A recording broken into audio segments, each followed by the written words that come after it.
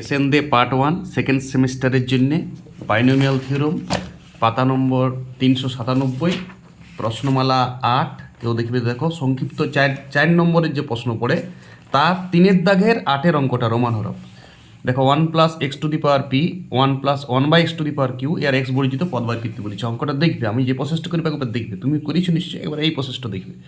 4 নম্বরেরটা আমি এমসিকিউ আকারে করে দেবো, অথচ ওইটাই ফুল প্রসেস।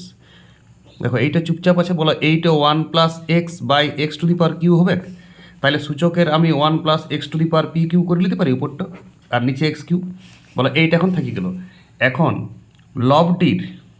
লবটির মানে এটা লব বাই এটা হর, তাহলে লবটির টি কিউতম পদ কিউ প্লাস 1তম পদ বাই করবো, তবে এক্স কিউ আসবে। তাহলে নিশ্চয়ই জানো ফর্মুলা যে কোনোতম পদ বাই করার জন্যে সি কিউ। গাদা থিওরি পড়িছো তোমরা, তোমরা তো থিওরি মাস্টার। 1 থাকলে কোনো রাখার দরকার নেই, সেকেন্ড পদটা নিয়ে সিরিয়াস লাও, তাহলে x to the power q হয়। এইটা লবডর কিউ প্লাস 1তম পদ, ঠিক আছে।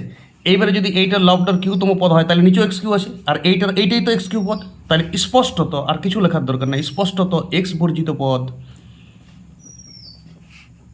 এইটাই তো এক্স বর্জিত পদের সহগ।